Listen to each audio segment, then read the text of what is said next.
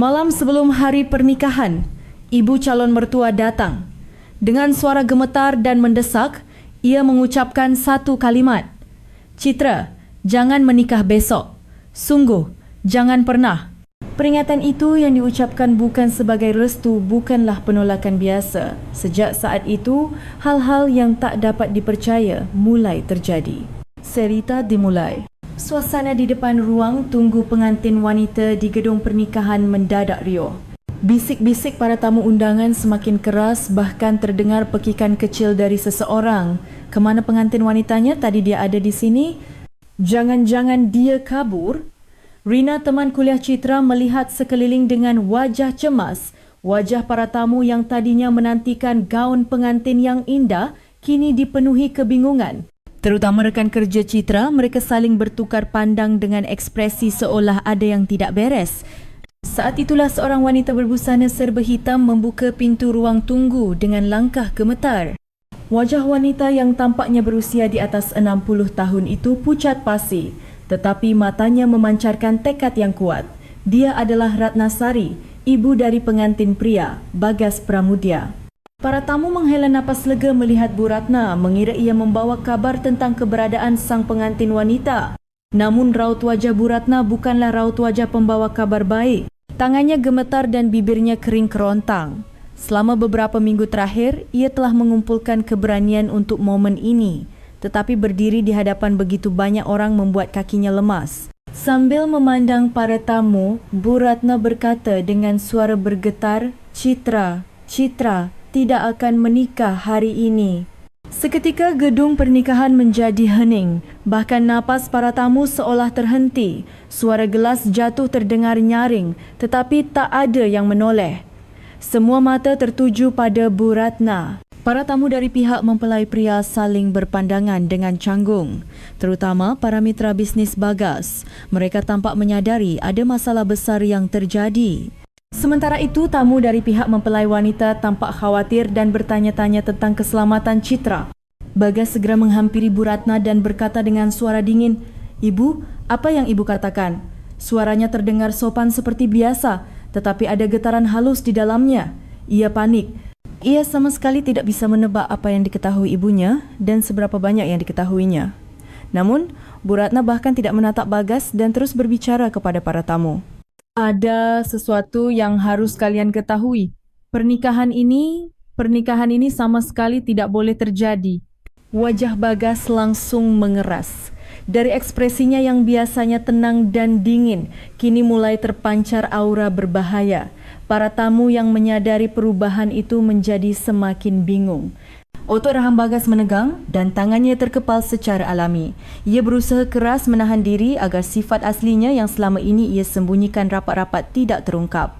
Namun, saat mendengar kalimat Bu Ratna berikutnya, kesabarannya mencapai batas. Pria bernama Bagas Pramudia ini, saat Bu Ratna hendak melanjutkan, Bagas mencengkeram lengannya dengan kasar. "Hentikan sekarang juga." Suaranya mengandung nada mengancam yang tidak biasa. Beberapa tamu berdiri dari kursi mereka dengan cemas, terutama para tamu senior di barisan depan yang tampak tidak tahu harus berbuat apa, seolah baru pertama kali mengalami suasana seperti ini. Namun, Bu Ratna sudah terlalu lama mempersiapkan diri untuk momen ini. Ancaman Bagas dan tatapan para tamu tidak lagi membuatnya takut. Bu Ratna menepis tangan Bagas dan berteriak lebih keras, "Pria ini adalah seorang pembunuh dan dia telah menipu Citra." Gedung pernikahan berubah menjadi kacau balau. Teriakan dan bisik-bisik meledak di mana-mana. Beberapa tamu bergegas hendak pergi, sementara yang lain mengeluarkan ponsel mereka dan mulai merekam situasi tersebut. "Pembunuh, apa maksudnya? Apa itu benar? Jangan-jangan kita harus panggil polisi." Kata-kata yang terlontar dari para tamu terdengar oleh Bu Ratna. Beberapa orang tampak tidak percaya, sementara yang lain sudah ketakutan. Saat itu, pintu belakang gedung pernikahan terbuka. Bapak Heru masuk bersama dua orang polisi. Wajah Pak Heru lebih kaku dari biasanya, tetapi matanya memancarkan kelegaan. Dalam hati, Pak Heru berpikir, "Citra, sekarang semuanya benar-benar berakhir. Maafkan Bapak karena tidak bisa melindungimu." Di tangannya ia menggenggam erat sebuah USB dan beberapa lembar dokumen. Melihat situasi ini, Bagas buru-buru mundur. Namun, polisi sudah mendekatinya. Berbagai perhitungan berputar cepat di kepalanya, mencari cara untuk keluar dari situasi ini. Tegas, Pramudia, silakan ikut kami. Pada saat itu, Bu Ratna terduduk lemas dan mulai terisak. Semua emosi yang selama ini ia tahan seolah meledak sekaligus. Rasa bersalah, kelegaan dan kekhawatiran terhadap Citra bercampur aduk. Maafkan aku, sungguh maafkan aku Citra, pikir Bu Ratna. Ia bertanya-tanya di mana Citra sekarang, apakah ia aman, apakah tindakannya ini sudah terlambat.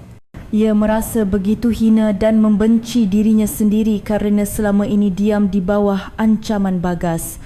Para tamu sulit mempercayai semua yang terjadi. Beberapa menit yang lalu mereka menantikan sebuah pernikahan yang indah, tetapi tiba-tiba muncul kata-kata seperti pembunuhan dan polisi membuatnya terasa tidak nyata. Sebenarnya, semua ini dimulai sejak hari di mana Bu Ratna menemukan surat itu. Surat yang ia temukan secara tidak sengaja di laci tersembunyi milik Bagas. Di dalamnya tertulis kebenaran mengerikan yang bahkan tidak pernah ia bayangkan. Saat membaca surat itu, Bu Ratna sadar betapa besar kebohongan yang telah ia jalani selama beberapa tahun terakhir. Dan ia sadar bahawa sebentar lagi orang tak bersalah lainnya bisa menjadi korban dari kebohongan itu. Maka, Bu Ratna memutuskan, cukup sudah. Kali ini, ia harus mengatakan yang sebenarnya. Ia berpikir bahawa gadis baik seperti Citra tidak boleh menjadi korban Bagas seperti dirinya. 3 bulan sebelum penemuan surat itu, segalanya tampak begitu normal dan bahagia. Citra Anindita setelah pulang kerja dari perpustakaan sedang menunggu Bagas Pramudia di sebuah kafe dekat rumahnya. Hari ini adalah jadual pengepasan gaun pengantin terakhir. Sambil memeriksa daftar persiapan pernikahan di ponselnya, Citra tidak bisa menyembunyikan rasa bahagianya. Daftar tamu sudah, desain buket bunga sudah diputuskan. Perlengkapan bulan madu. Gumaman Citra adalah potret calon pengantin pada umumnya. Para pegawai kafe pun tersenyum melihat ekspresi cerianya. Saat itu, Citra tidak tahu betapa berharganya rutinitas seperti itu. Sementara itu, Bagas sedang menyelesaikan pekerjaan terakhir di kantornya. Layar komputernya penuh dengan dokumen bisnis, tetapi perhatiannya ada di tempat lain. Pikirannya dipenuhi perhitungan tentang warisan besar yang akan ia terima setelah memenuhi syarat perwalian setelah menikah. Asal aku menikah, semuanya akan beres, gumam Bagas pelan. Wajahnya sama sekali tidak menunjukkan kebahagiaan seorang pria yang akan bertemu kekasihnya. Hanya ada perhitungan dingin di sana. Ketika Bagas tiba di kafe, Citra sudah membuka majalah pernikahan dan sedang merancang interior rumah baru mereka. Mas Bagas, lihat ini. Sofa ini bagaimana? Tanya Citra dengan suara ceria. Matanya berbinar tulus. Citra merasa bahagia membayangkan rumah yang akan ia bangun bersama Bagas. Bagas duduk dan menjawab, pilih saja yang Citra suka. Meskipun nadanya dingin, Citra menganggap Bagas memang orang yang tidak pandai berekspresi. Bagi Citra yang tumbuh di panti asuhan, dihargai pendapatnya saja sudah merupakan sebuah anugerah. Kalau begitu, aku pilih yang ini ya.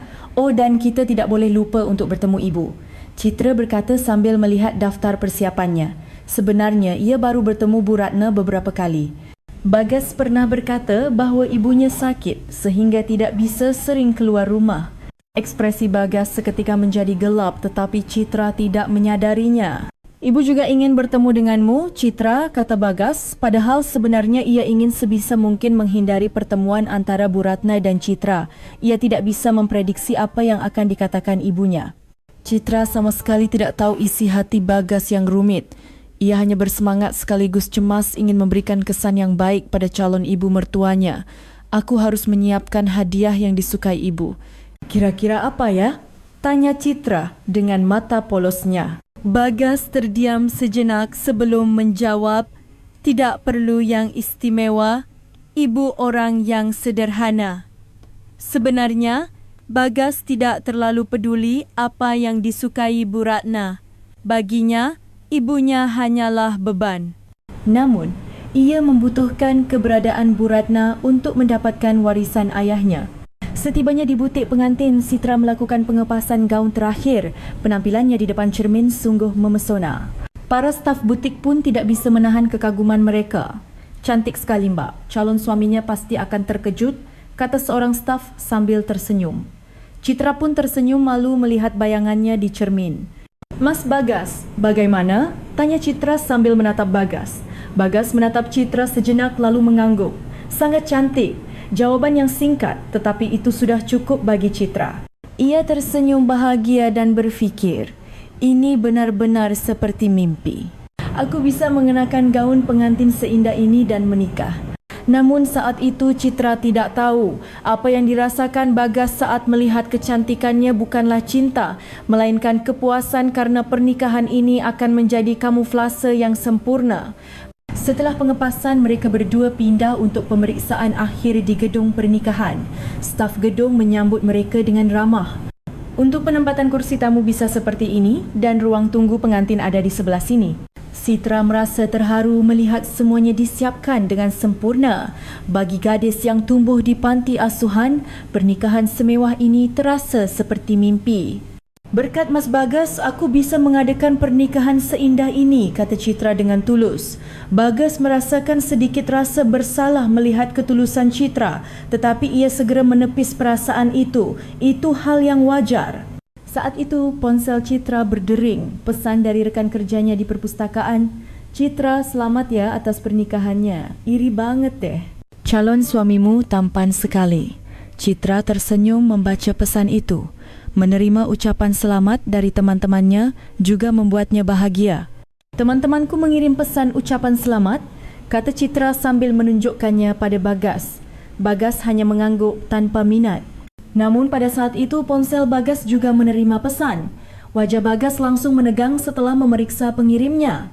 Citra tidak melihat perubahan itu, tetapi Bagas buru-buru memasukkan ponselnya ke saku. Pesan itu berasal dari sebuah rumah sakit jiwa. Isinya tentang orang yang ada di sana. Bagas menghela napas diam-diam. Masih terlalu banyak masalah yang belum terselesaikan. Baiklah, untuk hari ini kita selesaikan sampai di sini, kata staf gedung sambil tersenyum. Citra dan Bagas pun dalam perjalanan pulang. Sambil berjalan bersama Bagas, Citra berpikir, beberapa hari lagi aku akan menikah. Aku harus membangun keluarga yang bahagia. Namun, Citra sama sekali tidak menduga apa yang akan menimpanya beberapa hari kemudian. Suatu minggu sore, seminggu sebelum pernikahan, Citra sedang dalam perjalanan untuk bertemu Bu Ratna bersama Bagas. Di dalam mobil yang dikemudikan Bagas, Citra terus memainkan tangannya dengan gugup. Mas Bagas, kira-kira ibu akan menyukaiku tidak ya? Tanya Citra dengan cemas. Bagi Citra yang besar di panti asuhan, keberadaan keluarga adalah sesuatu yang asing dan berharga. Terutama pertemuan pertama dengan ibu mertua, ia merasa itu sangat penting. Bagas menjawab sambil memegang kemudi, "Jangan khawatir. Ibu orang yang baik." Namun, suaranya terasa lebih kaku dari biasanya. Dalam hati ia berfikir semoga ibu tidak mengatakan hal-hal yang tidak perlu. Sebenarnya, Bagas ingin menunda pertemuan ini selama mungkin, tetapi karena Citra terus memintanya, ia terpaksa membuat janji. Citra memeriksa kembali bingkisan hadiah yang telah ia siapkan dengan saksama, sebuah parsel berisi buah-buahan premium dan aneka kue tradisional serta sehelai kain batik tulis yang indah. Hadiah yang kusiapkan ini tidak apa-apa kan? Tidak terlalu berlebihan? Melihat perhatian Citra yang begitu detail, Bagas merasakan perasaan yang rumit sejenak. Citra begitu tulus dan baik, apakah yang ia lakukan ini benar? Namun, pikiran itu segera lenyap. Bagas tidak punya pilihan lain. Ketika tiba di apartemen tempat Bu Ratna tinggal, jantung Citra berdebar semakin kencang. Bahkan di dalam lift, ia terus merapikan penampilannya. Bagas menekan bel. Beberapa saat kemudian, pintu terbuka. Citra terkejut melihat penampilan Bu Ratna. Jauh lebih kurus dan lelah dari yang ia bayangkan. "Selamat sore, Ibu." Citra menyapa dengan sopan. Bu Ratna menatap Citra dengan ekspresi yang rumit. Melihat mata Citra yang jernih dan tulus membuat hatinya semakin berat. "Oh, Citra ya? Silakan masuk," kata Bu Ratna sambil membuka pintu, tetapi suaranya terdengar canggung. Citra merasakan suasana yang aneh, tetapi ia pikir itu wajar karena ini adalah pertemuan pertama. Duduk di ruang tamu, Citra menyerahkan hadiah yang telah ia siapkan. "Ibu, semoga ibu suka." Bu Ratna menerima hadiah itu dan menjawab, "Terima kasih, Citra." Seharusnya tidak perlu repot-repot begini. Citra memperhatikan tangan Bu Ratna yang sedikit gemetar. Ia khawatir jangan-jangan Bu Ratna memiliki penyakit kronis. "Ibu, apa ibu sedang sakit?" tanya Citra dengan khawatir. Bu Ratna tampak terkejut sejenak lalu memaksakan senyum. Tidak apa-apa. Mungkin kerana cuaca dingin akhir-akhir ini. Namun sebenarnya getaran tangan Bu Ratna disebabkan oleh stres dan kecemasan, tekanan psikologis yang ia terima kerana Bagas makin parah. Selama Bagas menyiapkan teh di dapur, Bu Ratna dan Citra berbincang di ruang tamu. "Citra bekerja di mana?" tanya Bu Ratna. Citra menjawab dengan ceria, "Saya bekerja sebagai pustakawan di Perpustakaan Umum, Bu. Saya sangat suka buku, jadi saya senang bekerja di sana." "Oh, pekerjaan yang bagus," jawab Bu Ratna, tetapi di dalam hatinya ia berfikir, anak sebaik dan setulus ini akan menikah dengan Bagas. Bu Ratna mulai bimbang, haruskah ia memberitahu Citra yang sebenarnya? Citra melihat sekeliling ruang tamu dan berkata, "Rumahnya hangat dan nyaman sekali, Bu." Terasa sekali sentuhan tangan ibu, namun Citra tidak menyadari deretan botol obat di salah satu sudut ruang tamu dan suara kecil yang terdengar dari arah kamar tidur Bu Ratna. Bu Ratna tidak bisa tidur nyenyak setiap malam. Bagas datang membawa teh dan bergabung dalam percakapan. "Ibu, bagaimana perbincangannya dengan Citra?" "Dia anak yang sangat baik," jawab Bu Ratna. Tetapi tatapan matanya pada Bagas menyiratkan emosi yang berbeda. Citra tidak melewatkan tatapan aneh itu. Sambil minum teh, Citra bertanya, "Ibu, waktu kecil Mas Bagas anak yang seperti apa?" Seketika, ekspresi Bu Ratna dan Bagas menegang bersamaan. Citra merasakan perubahan itu, tetapi tidak mengerti mengapa. Bu Ratna ragu sejenak lalu menjawab, "Dia, anak yang pendiam." Sebenarnya Bu Ratna bukanlah ibu kandung Bagas, jadi ia tidak tahu banyak tentang masa kecilnya. Namun ia tidak bisa menjelaskan hal itu pada Citra. Bagas buru-buru mengalihkan pembicaraan. "Ibu, persiapan pernikahan sudah hampir selesai. Mohon doanya." "Iya, tentu," jawab Bu Ratna, tetapi suaranya tidak terdengar yakin. Ia tidak yakin apakah ia bisa atau harus menghadiri pernikahan itu. Saat itu Citra bertanya dengan hati-hati, "Ibu, apakah ibu pernah mendengar tentang wanita yang pernah dekat dengan Mas Bagas sebelumnya?" Wajah Bu Ratna langsung pucat. Bagas pun menatap Citra dengan tegang. "Kenapa bertanya seperti itu?" tanya Bagas dengan nada lebih tajam dari biasanya. Citra terkejut dan menjawab, "Oh, hanya ingin tahu saja. Teman-temanku sering penasaran tentang masa lalu pasangan masing-masing." Mendengar pertanyaan polos Citra, hati Bu Ratna terasa seperti teriris.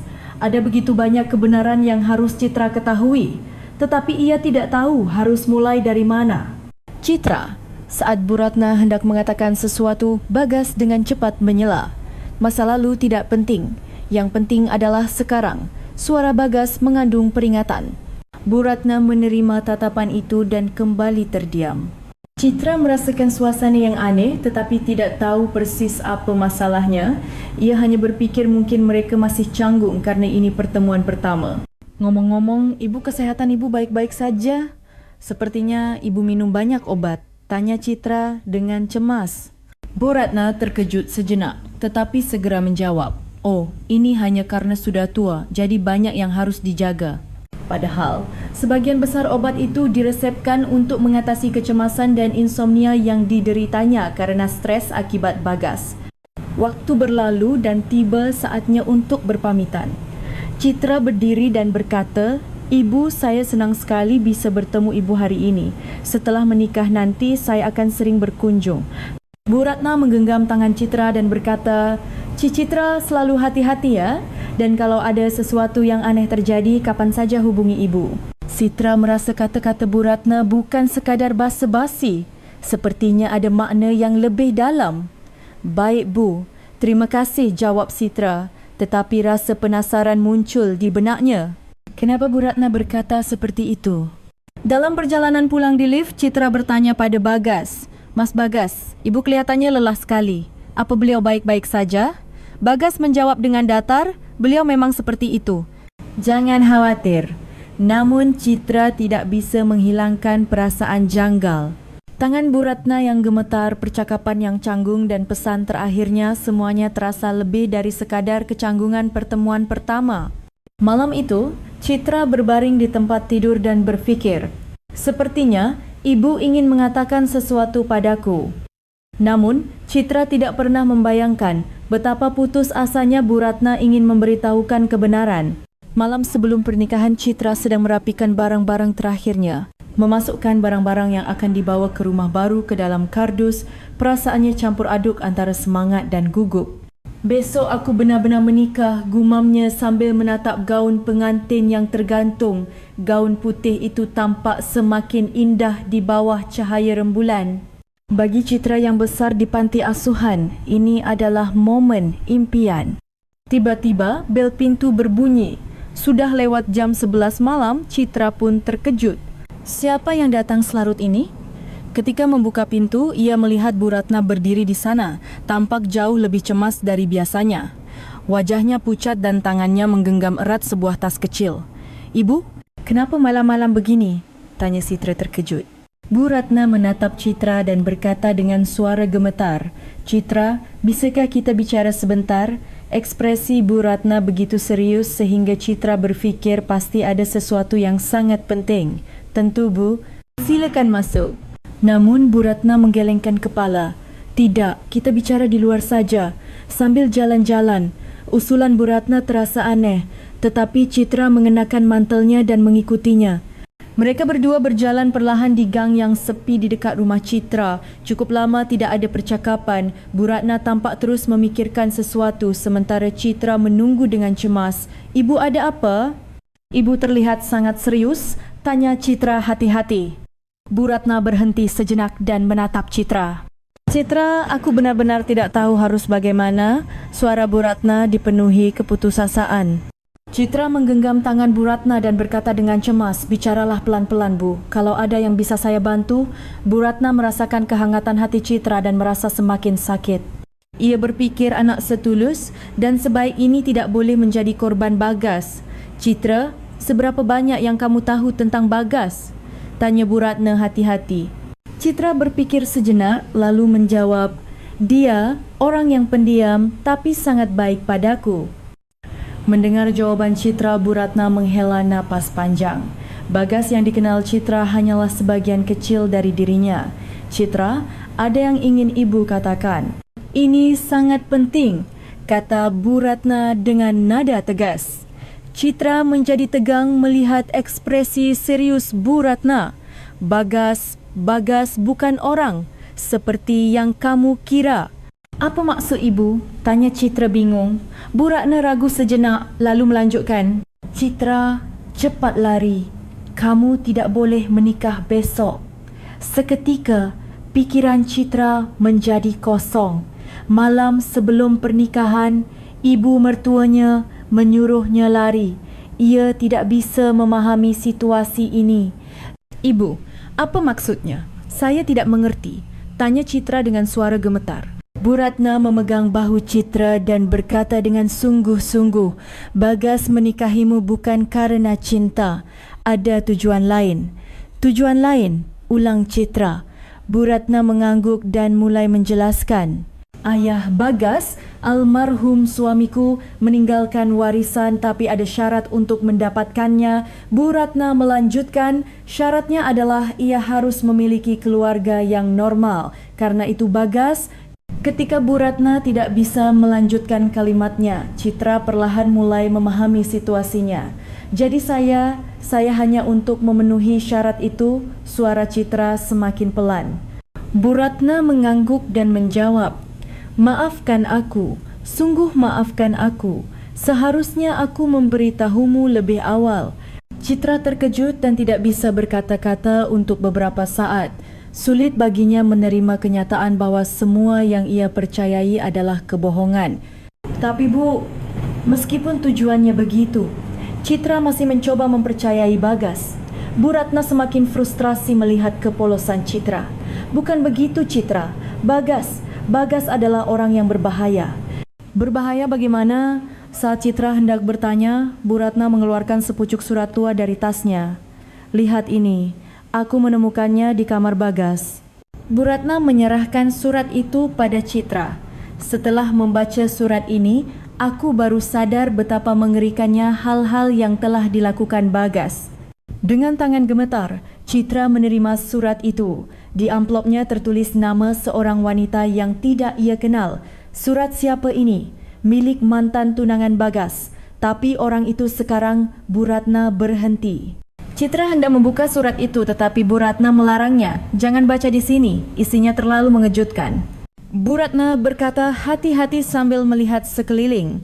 "Yang terpenting adalah ini Citra, Bagas sudah pernah melakukan hal seperti ini dan akibatnya hidup seseorang hancur total."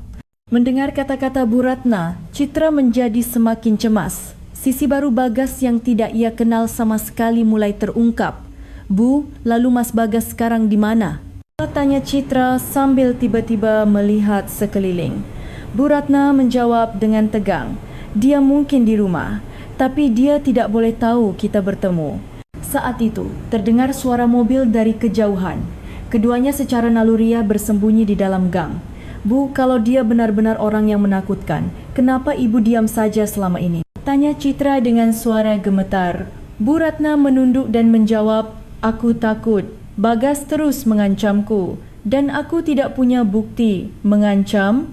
"Bagas bilang, kalau aku macam-macam, aku juga akan dalam bahaya. Makanya aku diam saja selama ini." Mendengar pengakuan Bu Ratna, seluruh tubuh Citra gemetar. Pria yang akan dinikahinya ternyata mengancam ibu mertuanya sendiri. "Citra, belum terlambat. Pergilah jauh-jauh sekarang. Dan jangan pernah muncul lagi di hadapan Bagas," pinta Bu Ratna dengan sungguh-sungguh.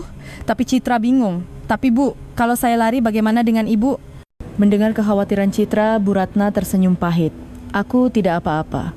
Aku sudah lama hidup seperti ini." Tapi Citra tidak bisa lari sendiri dan meninggalkan Bu Ratna. Seolah membaca pikiran Citra, Bu Ratna berkata, "Citra, setidaknya kamu harus selamat. Itu harapan terakhirku."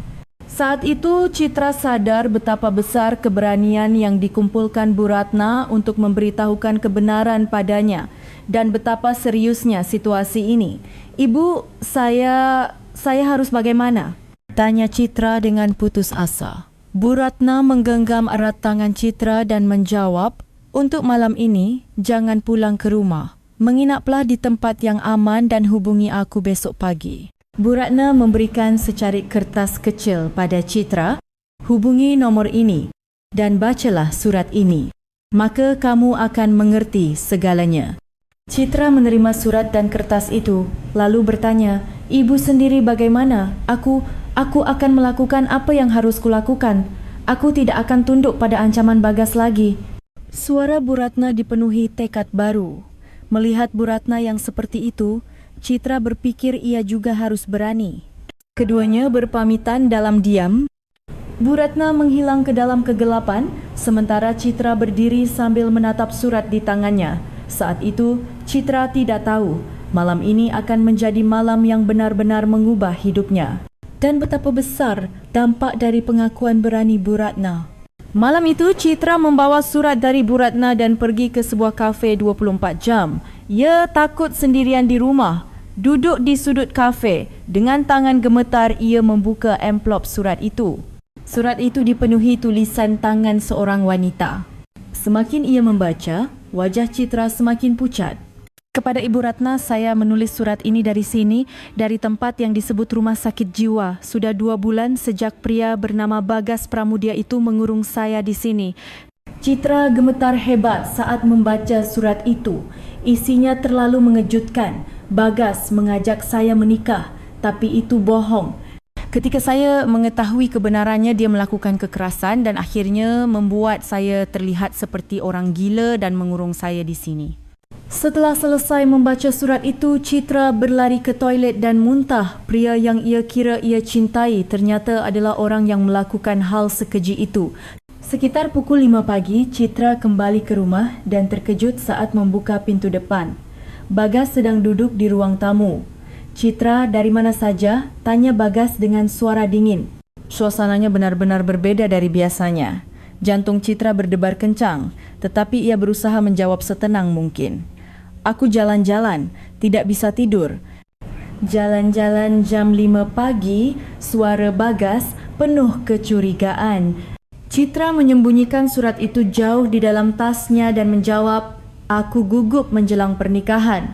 Mas Bagas sendiri kenapa di sini? Saya khawatir denganmu, kata Bagas, tetapi matanya sama sekali bukan mata orang yang khawatir. Sebaliknya, itu adalah tatapan yang mencurigai dan mengawasi. Citra gemetar saat teringat isi surat itu. Tapi karena berfikir, tidak boleh ketahuan, ia memaksakan senyum. Terima kasih. Tapi aku lelah, ingin mandi. Baiklah, saya akan di sini sebentar lagi, kata Bagas tanpa beranjak dari sofa. Citra cemas, tetapi tidak punya pilihan selain pergi ke kamar mandi. Selama mandi, pikirannya kacau. Apa benar Mas Bagas orang seperti itu?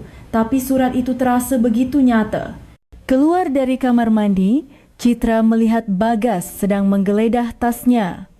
Mas Bagas, apa yang kamu lakukan? Tanya Citra terkejut.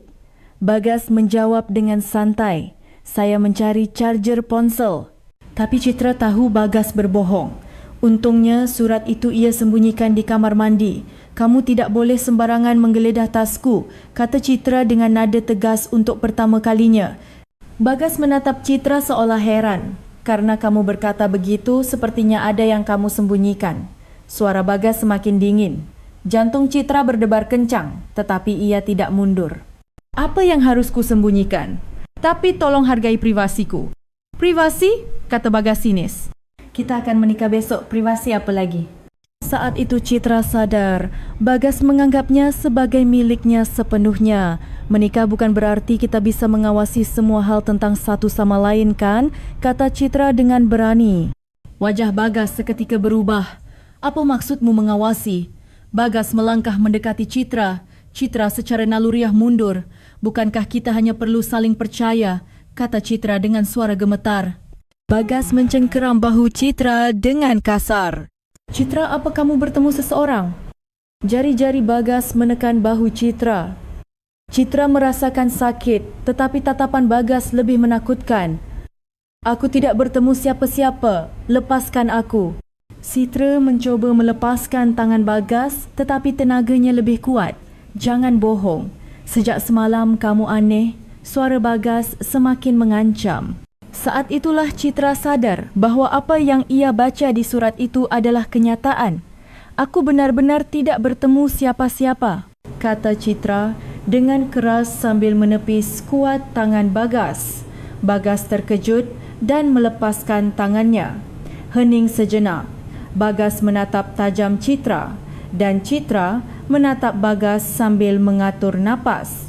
Sejak kapan kamu jadi pembangkang seperti ini? Kata Bagas dengan senyum sinis. Senyum itu terasa menyeramkan. Ini bukan pembangkangan. Ini hal yang wajar, jawab Citra. Biasanya ia tidak akan pernah bisa berkata seperti ini, tetapi setelah membaca surat itu, ia seolah tersadarkan.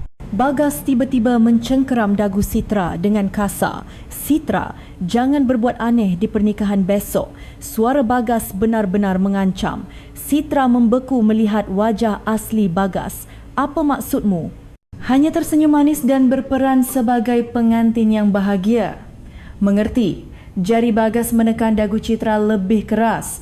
Citra kesakitan, tetapi ia berusaha tidak menunjukkan air mata. Lepaskan, kata Citra tegas.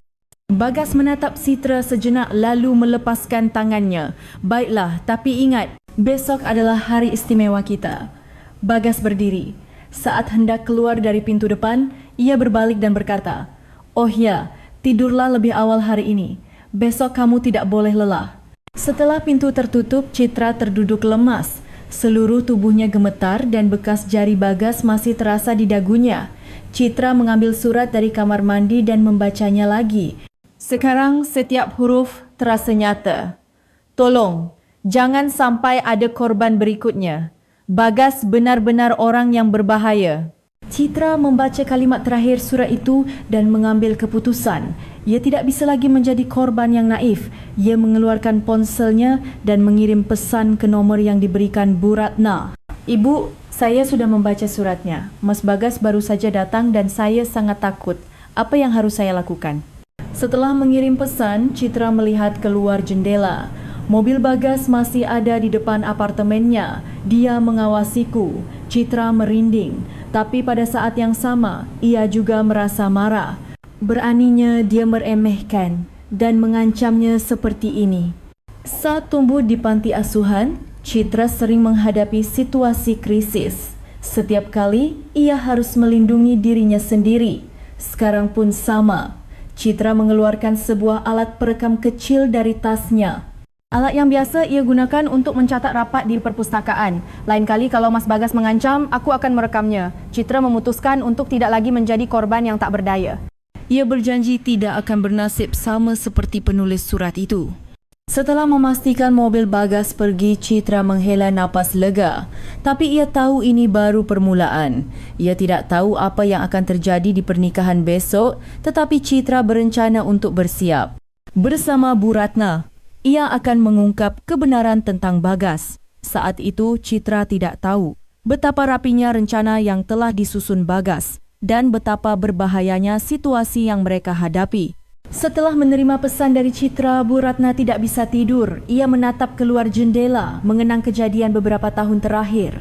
Terutama ingatannya pada hari ia menemukan surat itu 3 bulan lalu, masih sangat jelas. Hari itu saat membersihkan kamar Bagas, Bu Ratna menemukan surat itu di bahagian terdalam laci meja. Di amplopnya tertulis nama Dewi Lestari. Setelah membaca surat itu, Bu Ratna terkejut. Isinya menyatakan bahawa seorang wanita bernama Dewi Lestari dirawat paksa di sebuah rumah sakit jiwa. Yang lebih mengejutkan adalah wanita itu adalah mantan tunangan Bagas. Keesokan harinya, Bu Ratna langsung menuju rumah sakit jiwa yang tertera di surat itu. Di satu sisi, ia berharap itu bohong, tetapi ia tidak bisa tenang sebelum memastikannya. Di bagian pendaftaran, Bu Ratna bertanya dengan hati-hati, "Permisi, apakah ada pasien bernama Dewi Lestari?" Perawat memeriksa komputer lalu mengangguk, "Ada." "Apakah anda sudah membuat janji temu?" Jantung Bu Ratna berdebar kencang. Orang itu benar-benar ada. Saya keluarganya. Bohong Bu Ratna. Ia harus tahu kebenarannya. Di ruang besuk, Dewi Lestari, seorang wanita berusia 28 tahun, tampak sangat kurus.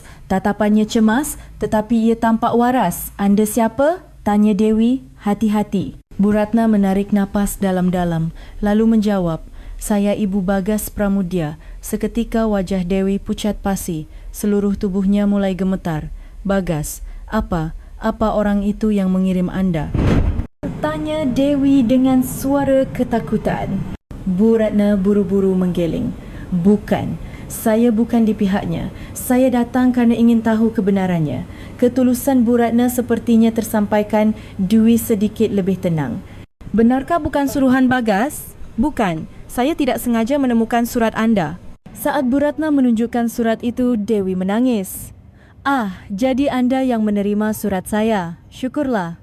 Dewi mulai bercerita dengan suara gemetar. "Awalnya saya kira dia orang yang sangat baik."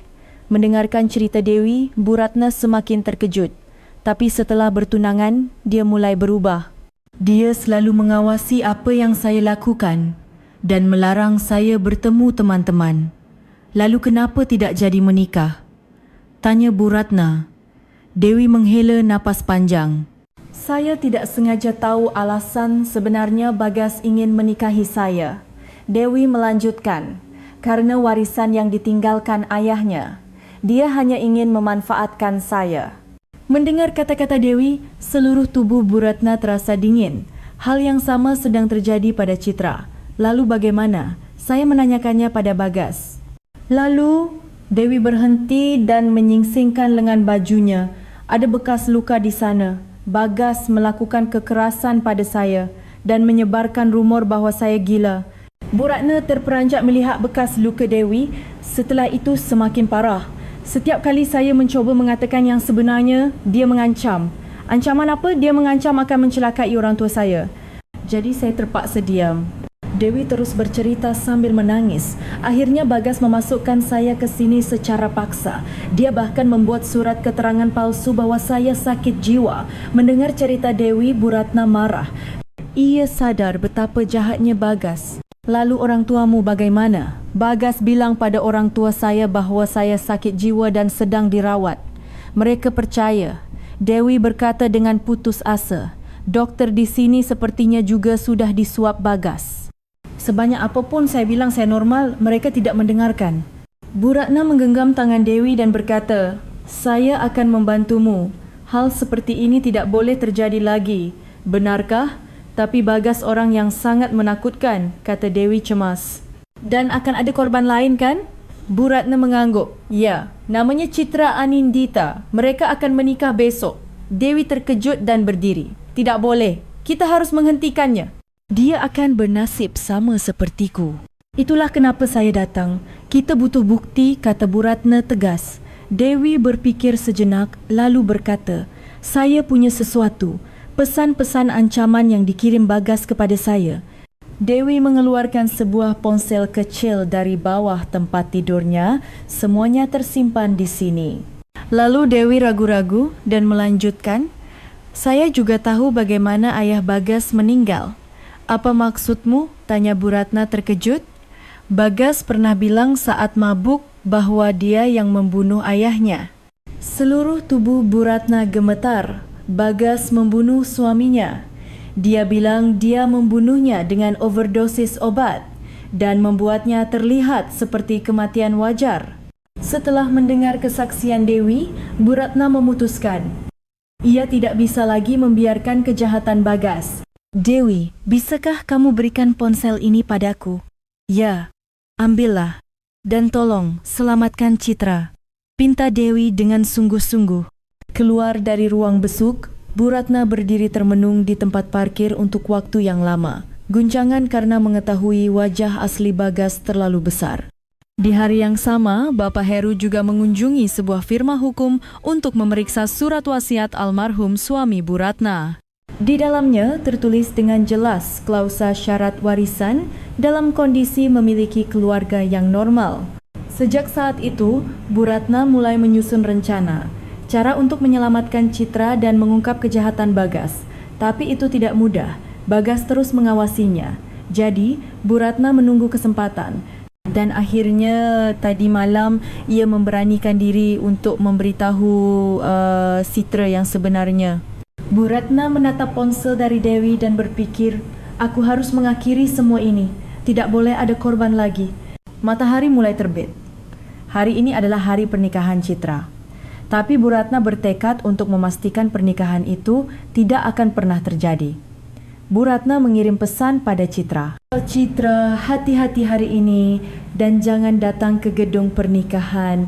Aku akan menyelesaikan semuanya." Tapi Bu Ratna tidak tahu Bagas sudah mencari Citra dan apa yang akan terjadi di gedung pernikahan hari ini. Pagi di hari pernikahan, Citra bingung setelah membaca pesan dari Bu Ratna. Nasihat untuk tidak datang ke gedung pernikahan, tetapi apakah kabur adalah satu-satunya jawaban?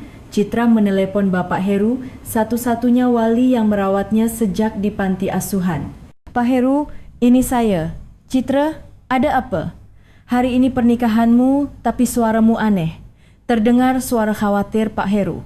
Citra menahan tangis dan berkata, "Pak, ada masalah besar. Mas Bagas ternyata orang jahat. Apa maksudmu? Coba ceritakan pelan-pelan." Citra menceritakan semua yang terjadi sejak semalam. Peringatan Bu Ratna, isi surat, hingga ancaman Bagas. Mendengarkan cerita Citra, Pak Heru menjadi semakin marah. Beraninya dia. "Citra, sekarang kamu di mana?" "Di rumah." "Tapi sepertinya Mas Bagas terus mengawasiku." "Baiklah, segera keluar dari rumah. Bapak akan menjemputmu." Pak Heru yang biasanya pendiam tidak bisa tinggal diam mendengar Citra dalam bahaya. 1 jam kemudian ketika Pak Heru tiba di depan rumah Citra, Citra sudah menunggu dengan membawa barang-barang seadanya. "Bapak," Citra menangis begitu masuk ke mobil Pak Heru. Pak Heru mengelus kepala Citra dan berkata, "Tidak apa-apa Citra, Bapak akan selesaikan semuanya." Di dalam mobil, Citra menunjukkan surat dan nomor yang diberikan Bu Ratna pada Pak Heru. "Ini buktinya Pak, surat dari mantan tunangan Mas Bagas." Pak Heru mengepalkan tangannya saat membaca surat itu. "Kurang ajar. Citra, tidak apa-apa, kita akan menang." "Tapi bagaimana Pak, siapa yang akan percaya?" tanya Citra cemas. Pak Heru berpikir sejenak lalu berkata, "Citra, Bapak pernah ceritakan? Waktu muda Bapak juga mengalami banyak kesulitan." "Iya, saya ingat. Saat itu Bapak belajar. Untuk tidak kalah dari orang jahat, kita harus punya bukti yang kuat." Setelah mengantar Citra ke tempat yang aman, Pak Heru mulai bergerak sendiri. Tanpa sepengetahuan Citra, ia sudah menyelidiki Bagas sejak beberapa hari yang lalu. Sebenarnya sejak pertama kali bertemu Bagas, Pak Heru sudah merasa ada yang aneh. Sikapnya pada Citra bukanlah sikap orang yang benar-benar mencintai. Pak Heru pernah bekerja sebagai detektif swasta. Menggunakan pengalamannya, ia membuntuti Bagas dan menemukan banyak kejanggalan. Pertama, Pak Heru tiba di gedung pernikahan dan mendatangi kantor manajemen. "Permisi, saya perlu memeriksa CCTV terkait pernikahan hari ini." "Ada apa ya, Pak?" tanya staf. Pak Heru menunjukkan kartu namanya dan berkata, "Saya bekerja di bidang keamanan. Saya ingin memeriksa untuk berjaga-jaga jika ada masalah." Menggunakan koneksi lamanya, Pak Heru berhasil mengakses CCTV gedung pernikahan dan ia menemukan sesuatu yang mengejutkan. Beberapa hari yang lalu, Bagas datang sendirian ke gedung pernikahan dan bertingkah aneh. Ia terus bolak-balik di dekat ruang tunggu pengantin dan memeriksa sesuatu. Aneh, apa yang mau dia periksa? Pak Heru menyalin rekaman CCTV itu ke USB. Ia juga berbicara dengan staf gedung. "Apakah mempelai pria pernah membuat permintaan aneh?" "Oh, kalau dipikir-pikir, dia pernah minta kunci ruang tunggu pengantin. Katanya mau menyiapkan kejutan untuk mempelai wanita." Mendengar kesaksian staf, Pak Heru merinding. Bagas merencanakan sesuatu. Pak Heru segera menuju kantor polisi. Ia punya kenalan detektif di sana. "Pak Budi, lama tidak bertemu." Heru, lama sekali. Ada apa?" "Sapa Pak Budi Rama?" Pak Heru berkata dengan serius, "Pak, ada urusan mendesak. Bisa jadi kasus pembunuhan." Pak Heru menjelaskan seluruh situasi pada Pak Budi. Surat, rekaman CCTV dan tingkah laku mencurigakan Bagas. "Heru, ini serius sekali. Apa buktinya kuat?" "Ya, kuat. Dan mungkin ada korban lain." Setelah berdiskusi dengan rekan-rekannya, Pak Budi berkata, "Baiklah, kami akan bersiaga. Tapi untuk menangkap Basah, kita butuh bukti yang sangat kuat." "Itulah yang saya pikirkan," Pak Heru menjelaskan rencananya. Rencana untuk menangkap Bagas di tempat saat ia mencoba melakukan sesuatu di gedung pernikahan. Sementara itu, Citra menunggu di tempat aman yang disiapkan Pak Heru. Ia mencoba menelepon Bu Ratna tetapi tidak diangkat.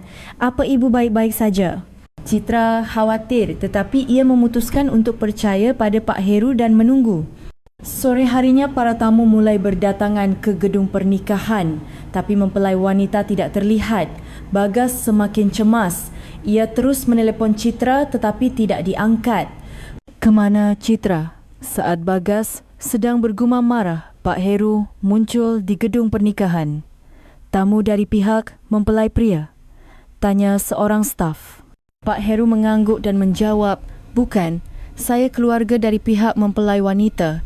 Pak Heru memeriksa alat perekam yang telah ia sembunyikan di berbagai sudut gedung. Ia telah mempersiapkannya agar apapun yang dikatakan Bagas bisa terekam. Saat itu Bagas menghampiri Pak Heru. "Apakah anda tahu di mana Citra?" Suara Bagas terdengar kesal dan cemas. "Saya tidak tahu." "Apa ada masalah?" jawab Pak Heru santai. Bagas menatap Pak Heru dengan curiga. Citra tidak bisa dihubungi. Bagas hendak mengatakan sesuatu, tetapi ia menahannya. Saat itu, Bu Ratna muncul di gedung pernikahan. Wajahnya pucat, tetapi matanya menunjukkan tekad. Pak Heru melihat Bu Ratna dan memberikan sinyal yang telah disiapkan. Sinyal bahawa semua persiapan sudah selesai. Saat waktu pernikahan semakin dekat, para tamu mulai berbisik. Kenapa mempelai wanitanya tidak keluar? Apa ada masalah? Wajah Bagas semakin muram. Rencananya berantakan. Pak Heru memeriksa alat perekam di sakunya dan mengirim pesan pada Pak Budi. Siap. Akan segera dimulai. Sekarang semuanya akan dimulai. Pak Heru berencana menggunakan semua yang telah ia siapkan untuk melindungi Citra dan mengungkap kejahatan Bagas. Tapi Pak Heru tidak tahu betapa besar bom yang disiapkan Bu Ratna. Dan bahawa hari ini di gedung pernikahan ini semua kebenaran akan terungkap. Citra tidak akan menikah hari ini. Setelah deklarasi Bu Ratna yang membuat gedung pernikahan hening, bisik-bisik mulai terdengar di antara para tamu. Bagas mencoba menyembunyikan kepanikannya, tetapi wajahnya sudah menegang. Ibu, apa yang ibu katakan? Saat Bagas hendak mendekati Bu Ratna mundur selangkah dan berteriak lebih keras, "Semuanya, tolong dengarkan."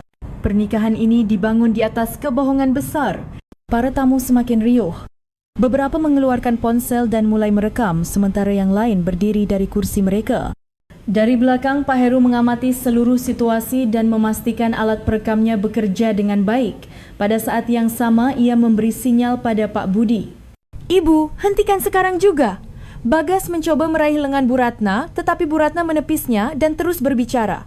Pria bernama Bagas Pramudia ini adalah seorang pembunuh. Seketika, gedung pernikahan menjadi sunyi senyap. Kata pembunuh mengejutkan semua orang. Salah satu tamu dari pihak mempelai wanita bertanya dengan suara gemetar, "Pembunuh, apa maksud anda?" Bu Ratna mengeluarkan beberapa dokumen dari tasnya dan berkata, pria ini telah membunuh ayahnya sendiri, almarhum Bapa Handoko. Wajah Bagas langsung pucat pasi. Suara keterkejutan meledak di antara para tamu. Dan dia telah mengurung seorang wanita bernama Dewi Lestari secara paksa di rumah sakit jiwa. Bu Ratna mengangkat ponsel milik Dewi dan berteriak, di dalam ponsel ini ada semua pesan ancaman yang dikirim Bagas kepada Dewi Lestari. Bagas hendak menerjang Bu Ratna tetapi Pak Heru dengan cepat menghalanginya. "Hei, mau ke mana kau?" Suara Pak Heru tidak seperti biasanya penuh ancaman. Bagas terkejut melihat Pak Heru. "Anda siapa?"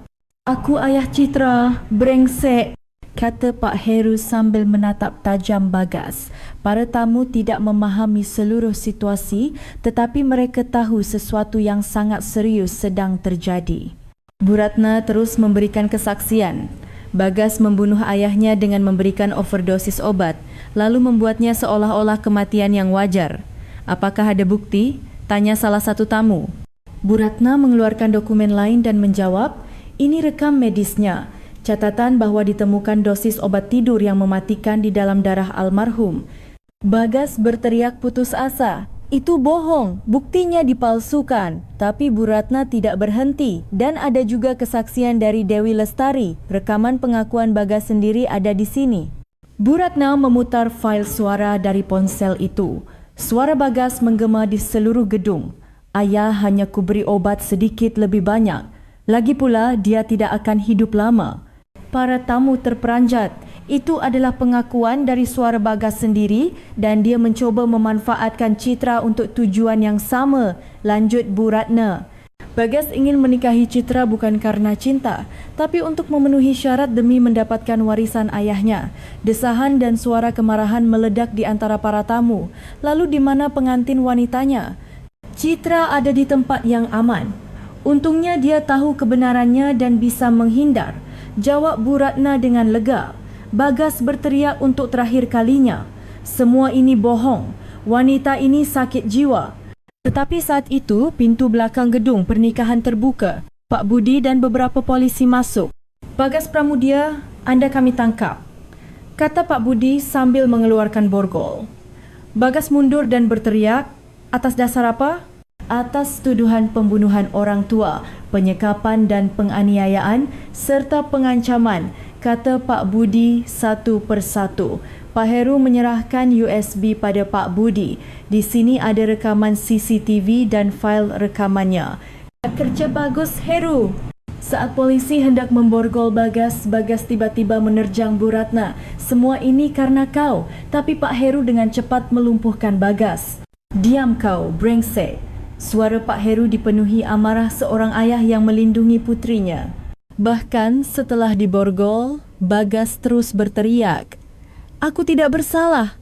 Semuanya sudah direncanakan. Citra, Dewi, semuanya sesuai rencana." Kata-kata Bagas justru semakin memperkuat kesalahannya. Para tamu sulit mempercayai apa yang mereka lihat. Pernikahan yang indah berubah menjadi TKP. Benar-benar mengejutkan. Syukurlah mempelai wanitanya selamat. Bagaimana bisa terjadi hal seperti ini? Di tengah bisik-bisik para tamu, Bu Ratna terduduk lemas. Semua emosi yang selama ini ia tahan akhirnya meledak. Pak Heru mendekat dan membantunya berdiri. "Anda sudah bekerja keras." Sungguh tindakan yang berani. Apakah Citra benar-benar baik-baik saja? Tanya Bu Ratna dengan suara gemetar. Ya, dia aman. Anda akan segera bertemu dengannya, kata Pak Heru menenangkan. Saat dibawa ke mobil polisi, Bagas terus berteriak. Ini belum berakhir. Kalau aku keluar, tapi tidak ada yang mendengarkannya. Semua bukti sudah terkumpul dan kejahatannya sudah terungkap dengan jelas. Orang-orang yang tersisa di gedung pernikahan saling memandang dengan ekspresi tidak percaya. Pak Budi berkata pada Pak Heru, "Heru, kerja bagus. Bukti yang kau siapkan sangat menentukan." Sudah kewajiban saya harus melindungi Citra, jawab Pak Heru tenang. Bu Ratna merasa beban di hatinya akhirnya terangkat. Penderitaan hidup di bawah ancaman Bagas selama bertahun-tahun telah berakhir. Apakah ini benar-benar sudah berakhir? Tanya Bu Ratna. Pak Heru mengangguk. Ya, sudah berakhir. Sekarang Citra aman dan Dewi Lestari juga akan diselamatkan. Gedung pernikahan perlahan menjadi sepi. Para tamu satu persatu pergi, menyisakan orang-orang yang telah mengungkap kebenaran. Pak Heru menelepon Citra. Citra, semuanya sudah selesai. Kamu boleh keluar sekarang. Terdengar suara tangis Citra di telepon. Sekarang, semuanya benar-benar telah berakhir. Rencana licik Bagas hancur total dan Citra bisa bebas. Akhirnya, Bagas Pramudia ditangkap polisi atas tuduhan pembunuhan orang tua, penyekapan dan penganiayaan, serta pengancaman dan kekerasan. Bukti yang jelas untuk semua kejahatannya telah diamankan. Setelah Bagas dibawa pergi, keheningan aneh menyelimuti gedung pernikahan. Sebagian besar tamu sudah pergi, tetapi beberapa orang masih berdiri dengan ekspresi tidak percaya. Pak Budi mendekati Bu Ratna dan berkata, "Ibu Ratna, Anda telah melakukan tindakan yang sangat berani. Kami akan membutuhkan keterangan Anda untuk berita acara pemeriksaan." Bu Ratna mengangguk. "Tentu. Saya akan bekerja sama kapanpun. Tidak ada lagi yang perlu saya sembunyikan atau takuti." Suaranya dipenuhi rasa kebebasan yang ia rasakan untuk pertama kalinya setelah bertahun-tahun. Pak Heru bertanya pada Pak Budi, "Pak, kapan Dewi Lestari bisa keluar? Buktinya sudah cukup, jadi kami akan segera melakukan penyelidikan ulang." Mungkin dalam beberapa hari dia bisa keluar melalui prosedur normal. Mendengar jawaban itu, Bu Ratna menghela napas lega. Syukurlah. Kasihan sekali anak itu. Saya tidak bisa membayangkan penderitaannya. Saat itu ponsel Pak Heru berdering. Telepon dari Citra. "Bapak, apa benar semuanya sudah selesai?" Suara Citra masih gemetar tetapi ada harapan di dalamnya. "Iya Citra, sudah selesai. Bagas sudah ditangkap dan tidak akan bisa mengganggumu lagi," jawab Pak Heru dengan hangat. "Benarkah? Apa saya sudah aman?" "Iya, benar. Jangan khawatir lagi." Setelah menutup telepon, Pak Heru menatap Bu Ratna. "Citra ingin bertemu dengan ibu. Saya juga sangat ingin bertemu dengannya. Saya hanya bisa merasa bersalah," kata Bu Ratna dengan mata berkaca-kaca. 1 jam kemudian, Citra tiba di gedung pernikahan bersama Pak Heru. Mengenakan pakaian biasa alih-alih gaun pengantin, Citra justru terlihat lebih nyaman. "Ibu," Citra berlari memeluk Bu Ratna begitu melihatnya. Bu Ratna pun memeluk Citra erat sambil menangis. "Citra, maafkan ibu. Seharusnya ibu memberitahumu lebih awal." "Tidak apa-apa, Bu. Kalau bukan karena ibu, saya bisa dalam bahaya besar," kata Citra sambil menggenggam tangan Bu Ratna. "Pasti ibu juga sangat ketakutan selama ini. Menanggung semua ini sendirian." Mendengar kata-kata Citra, Bu Ratna semakin menangis. Penderitaan yang selama ini tidak bisa ia ceritakan pada siapapun seolah meledak. Pak Heru merasa terharu melihat mereka berdua. Untuk momen inilah ia mempersiapkan semuanya. Pak Budi mendekat dan berkata, "Citra, kami akan membutuhkan Anda datang ke kantor polisi dalam beberapa hari untuk membuat laporan." "Baik Pak, saya akan menceritakan semuanya," jawab Citra tegas. "Sosoknya yang dulu penurut dan pasif telah hilang dan kami akan menyelidiki kejahatan lain yang dilakukan Bagas. Buktinya sudah cukup," lanjut Pak Budi. "Terutama kasus pembunuhan ayahnya akan kami buka kembali dan kasus penyekapan paksa Dewi Lestari juga akan kami selidiki tuntas." Pak Heru bertanya, "Kira-kira hukuman apa yang akan diterima si Bagas itu?" "Pembunuhan berencana bisa dihukum seumur hidup dan dengan kejahatan lainnya, dia akan menerima hukuman yang sangat berat." Semua yang mendengar jawaban itu merasa lega. Bu Ratna berkata pada Citra, "Citra, apa rencanamu selanjutnya?" "Entahlah, saya akan tetap bekerja di perpustakaan." Dan Citra menatap Bu Ratna dan Pak Heru bergantian. "Saya punya keluarga yang sesungguhnya sekarang, orang-orang seperti Bapak Heru dan Ibu." Mendengar kata-kata Citra, Bu Ratna terkejut. "Ibu, tapi saya kan Ibu Bagas. Ibu berbeda dari Mas Bagas." "Ibu telah menyelamatkan saya," kata Citra sambil tersenyum. "Bapak Heru yang mengajarkan saya bahawa keluarga sejati tidak harus sedarah."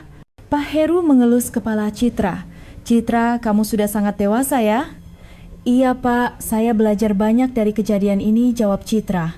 "Mulai sekarang tidak akan ada yang bisa menipu atau memanfaatkan saya lagi." Saat itu, Pak Heru menatap Citra dan berkata dengan suara terharu, "Citra, sekarang semuanya sudah berakhir." Satu kalimat yang singkat namun kuat. Di dalamnya terkandung tekad seorang ayah untuk melindungi putrinya dan kelegaan bahawa semua penderitaan telah usai. Citra memeluk Pak Heru erat sambil menangis. "Terima kasih Bapa, terima kasih banyak." Bu Ratna pun menangis melihat pemandangan itu. Ia bisa merasakan apa itu cinta keluarga yang sesungguhnya. Pak Budi berkata pelan, "Pemandangan yang indah. Syukurlah kita bisa melihat akhir seperti ini. Bapa juga sudah bekerja keras," ucap Pak Heru berterima kasih. "Bukan apa-apa. Menangkap penjahat seperti ini adalah pekerjaan saya." Saat gedung pernikahan hampir selesai dibersihkan, mereka bertiga keluar bersama. Menatap langit senja, Citra berkata, "Rasanya seperti mimpi. Beberapa jam yang lalu saya sangat takut tidak tahu apa yang akan terjadi. Ini awal yang baru, Citra," kata Pak Heru dengan hangat. "Dan kita adalah keluarga, jadi mari kita saling mendukung," kata Bu Ratna hati-hati. "Apakah saya juga boleh bergabung dalam keluarga ini?" Citra dan Pak Heru tersenyum bersamaan. "Tentu saja Ibu, tentu." Mereka bertiga saling memandang dan tersenyum. Meskipun tidak sedarah, mereka telah menjadi keluarga sejati yang saling melindungi dan mencintai. Saat itu, sebuah pesan masuk ke ponsel Citra dari rekan-rekan kerjanya. "Citra, kami lihat berita. Kamu hampir saja celaka. Syukurlah kamu selamat." Citra tersenyum membacanya. "Ternyata banyak sekali yang mengkhawatirkanku." "Tentu saja, kamu pantas dicintai," kata Pak Heru dengan bangga. Bu Ratna menggenggam tangan Citra. "Citra, kalau nanti ada kesulitan, bilang saja ya. Kamu tidak sendirian lagi." "Iya Bu, saya juga akan membantu Ibu." Mereka bertiga memutuskan untuk makan malam bersama. Makan malam pertama sebagai keluarga sejati. Di dalam mobil, Pak Heru menoleh ke belakang dan berkata, "Citra, Bapa sangat bangga padamu, terutama keberanianmu di saat-saat terakhir." "Itu semua kerana ada Bapa dan Ibu," jawab Citra dengan rasa terima kasih. "Sekarang semuanya benar-benar berakhir. Kejahatan Bagas terungkap dan keadilan ditegakkan. Dan yang terpenting, Citra mendapatkan keluarga yang sesungguhnya." Ia tidak tahu apa yang menanti di depan, tetapi sekarang Citra tidak sendirian. Mereka akan menghadapinya bersama. 3 bulan berlalu. Suatu minggu sore di musim gugur, Citra sedang minum teh bersama Bu Ratna di sebuah kafe kecil. Dewi Lestari yang selama ini dirawat paksa di rumah sakit jiwa telah sepenuhnya pulih dan memulai hidup baru dengan bantuan Citra dan Bu Ratna. "Ibu, hari ini jadi bertemu Mbak Dewi kan?" ditanya Citra dengan suara hangat. Bu Ratna mengangguk. Trauma masa lalunya membuat dia butuh waktu untuk beradaptasi. "Mbak Dewi pasti sudah menunggu. Dia juga ingin bertemu Ibu," kata Citra menyemangati Bu Ratna. Citra sudah beberapa kali bertemu Dewi dan mereka menjadi saling mendukung.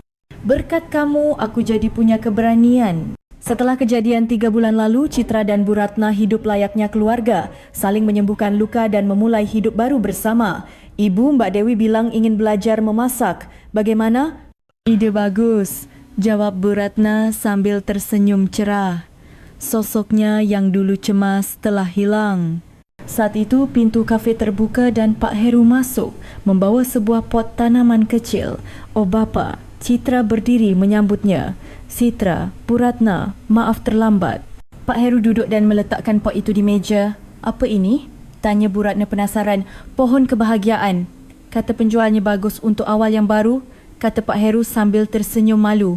Aneh melihatnya yang biasanya kaku menyiapkan hadiah yang begitu manis. Cantik sekali. Terima kasih Pak Heru, kata Bu Ratna terharu. Pak Heru dan Bu Ratna kini sudah saling memanggil nama. Bapa, hari ini ada kabar baik di perpustakaan, kata Citra dengan ceria. Kabar apa? Kepala perpustakaan memintaku untuk menangani program baru. Program terapi membaca untuk orang-orang yang sedang kesulitan. Mendengar itu, Pak Heru dan Bu Ratna bangga. Bagus sekali. Itu pekerjaan yang paling cocok untukmu, kata Pak Heru. Benar, hati Citra yang hangat akan menjadi penghiburan bagi banyak orang, tambah Bu Ratna. Ibu juga bisa ikut membantu. Pengalaman ibu sebagai perawat pasti akan sangat berguna, usul Citra. Bu Ratna terkejut. Aku? Apa aku bisa membantu? Tentu saja. Pengalaman dan kehangatan ibu sangat dibutuhkan, kata Citra dengan yakin. Pak Heru tersenyum hangat melihat mereka. Senang sekali melihat kalian. Saling membantu seperti ini. Saat itu, pesan masuk ke ponsel Citra dari Dewi. Citra, hari ini jadi bertemu kan? Aku gugup sekali. Citra tersenyum dan membalas. Tidak apa-apa Mbak. Ibu Ratna juga sudah menunggu. Bu Ratna melihat Citra. Dewi mengirim pesan? Iya, katanya dia gugup. Aku juga gugup. Aku merasa sangat bersalah padanya, kata Bu Ratna cemas. Citra menggenggam tangannya. Tidak apa-apa Bu, Mbak Dewi juga mengerti Ibu. Benar Bu Ratna. Jangan terlalu menyalahkan diri sendiri, hibur Pak Heru. Waktu bertemu Dewi semakin dekat. Mereka bertiga pergi ke tempat janji. Melihat Dewi yang menunggu di bangku taman, jantung Bu Ratna berdebar kencang. Dewi tampak jauh lebih sehat, tetapi ekspresinya masih hati-hati. Mbak Dewi, Citra berlari memeluknya. Citra, terima kasih sudah datang, kata Dewi sambil membalas pelukan. Lalu perlahan ia menatap Bu Ratna. Bu Ratna mendekati Dewi dan menunduk dalam-dalam. Dewi, maafkan ibu. Meskipun terlambat, ibu benar-benar minta maaf. Mendengar permintaan maaf tulus itu, Dewi menangis. Ini bukan salah ibu. Tidak, seharusnya aku lebih cepat berani. Saat keduanya berpelukan dan menangis, Citra dan Pak Heru hanya mengamati dalam diam. Sepertinya semuanya benar-benar sudah berakhir ya, bisik Citra pada Pak Heru. Iya, ini awal yang baru, jawab Pak Heru. Duduk bersama di bangku, mereka berempat berbagi kabar. Mbak Dewi kan mau belajar memasak. Ibu Ratna bilang akan mengajari, kata Citra ceria. Benarkah? Wah, senang sekali, jawab Dewi gembira. Dan kita semua akan membantu program terapi membaca Citra, kata Bu Ratna. Wah, seperti keluarga sungguhan ya, kata Dewi terharu. Kita memang keluarga, bukan saudara, tapi keluarga sejati, kata Pak Heru dengan hangat. Malam itu, mereka berempat makan malam bersama di rumah Bu Ratna. Dewi membantu memasak dan Citra menata meja. Aku bahagia sekali, kata Citra. Aku juga. Tidak pernah menyangka hari ini akan datang, tambah Dewi. Kita semua mengalami masa sulit, tapi akhirnya berakhir dengan baik, kata Bu Ratna. Pak Heru menatap semua orang dan berkata, kedepannya mari kita terus saling mendukung, karena kita adalah keluarga. Iya, jawab ketiga. Wanita itu serempak. Sambil mencuci piring, Citra dan Dewi berbincang. Citra, terima kasih. Kalau bukan karenamu, apa kita bisa bertemu seperti ini? Mbak, kita semua saling menyelamatkan, jawab Citra sambil tersenyum. Di ruang tamu, Pak Heru dan Bu Ratna minum teh dan berbincang. Pak Heru, terima kasih banyak. Sudah membesarkan Citra dengan baik. Apa yang ibu katakan? Justru Citra yang lebih banyak mengubah saya. Keduanya saling menatap dan tersenyum. Malam semakin larut, Dewi pun pamit pulang. Besok bertemu lagi ya. Ia hati-hati di jalan. Semua orang mengantar Dewi. Setelah Dewi pergi, mereka bertiga minum teh terakhir di ruang tamu. Hari yang sangat membahagiakan, kata Citra. Benar, semuanya terasa kembali ke tempatnya, tambah Bu Ratna. Pak Heru menatap keluar jendela dan berkata, Citra, aku jadi teringat saat pertama kali bertemu denganmu. Dulu aku tidak pernah menyangka hari seperti ini akan datang. Saya juga, Bapa, Dulu saya tidak tahu apa itu keluarga, kata Citra terharu. Sekarang saya tahu, keluarga bukan tentang darah tapi tentang cinta. Bu Ratna menatap mereka berdua dan berkata, kita bertiga, tidak berempat dengan Dewi, sepertinya sudah menjadi keluarga sejati. Malam itu, Citra menulis di buku hariannya. Hari ini adalah hari yang sangat membahagiakan. Ternyata begini, rasanya memiliki keluarga sejati. Apapun yang terjadi di masa depan, sepertinya kita bisa melaluinya bersama. Bulan bersinar terang di luar jendela. Citra menatap cahaya bulan itu dan tersenyum. Ini benar-benar awal yang baru. Citra yang sendirian kini memiliki keluarga yang kuat. Bu Ratna dan Dewi yang terluka kini memiliki harapan baru. Dan Pak Heru yang kaku kini memiliki putri-putri yang ia sayangi. Meskipun tidak sedarah, mereka berempat telah menjadi keluarga sejati yang saling mencintai dan melindungi dengan tulus. Apapun yang menanti di depan, kini mereka tidak sendirian. Bersama, mereka bisa mengatasi kesulitan apapun. Kisah baru mereka yang menemukan cinta yang hangat dan makna keluarga sejati baru saja dimulai. Terkadang momen tersulit dalam hidup kita justru bisa menjadi pintu menuju kebahagiaan sejati. Seperti Citra yang tidak kehilangan harapan dalam situasi sulit, seperti Bu Ratna yang berani mengatakan kebenaran, dan seperti Pak Heru yang bertekad melindungi orang yang ia sayangi.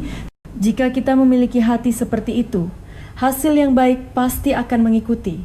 Dan yang terpenting adalah keluarga sejati bukan dimulai dari ikatan darah, tetapi dari hati yang saling peduli dan melindungi. Semoga cerita hari ini bisa menjadi sedikit penghiburan bagi hati Anda. Saya ingin terus menceritakan kisah-kisah hangat dan mengharukan seperti ini. Jika Anda menyukai cerita hari ini, silakan tekan tombol subscribe. Semoga Anda semua seperti Citra menemukan kebahagiaan sejati. Sampai jumpa di cerita berikutnya. Terima kasih telah mendengarkan hari ini.